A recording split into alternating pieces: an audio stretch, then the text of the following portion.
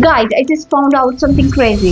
School र कलेजले यस्तो कुरा खासै सिकाउँदैन, तर यो एउटा कन्सेप्टले तपाईको पुरै फाइनान्शियल फ्युचरलाई चेन्ज गरिदिन सक्छ। If you really want to become financially strong, यो भिडियो अन्तिमसम्म हेर्नु होला, किनकि आज हामी कुरा गर्दै छौं फाइनान्सको one of the most powerful कन्सेप्टको बारेमा। त्यो हो कम्पाउन्ड इन्ट्रेस्ट।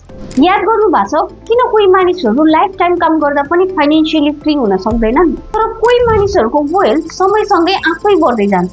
के वास्तवमै धनी भन्न धेरै पैसा चाहिन्छ त, वा वेल्थ क्रिएसनको एउटा छुट्टै सिक्रेट छ जो म्याक्सिमम मानिसहरूले बुझ्नै सकेका छैनन्?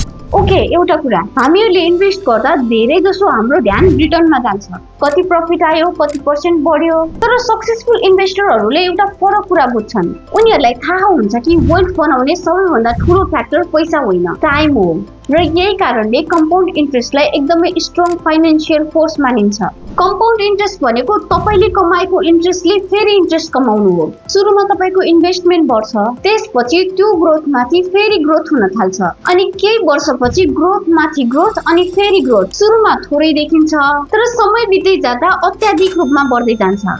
फर एक्जाम्पल, कुनै एक व्यक्तिले 25 वर्षको उमेरदेखि रु 1000 रुपैयाँ हरेक महिना इन्भेस्ट गर्न सुरु गर्छ। अर्कोतर्फ अर्को व्यक्तिले 35 वर्षको उमेरदेखि सुरु गर्छ र उसले हरेक महिना 1500 इन्भेस्ट गर्छ। अब धेरैलाई लाग्न सक्छ दोस्रो व्यक्तिले धेरै पैसा लगानी गरेको छ, त्यसैले अन्त्यमा उसैको वेल्थ बढी होला। तर त्यसो होइन।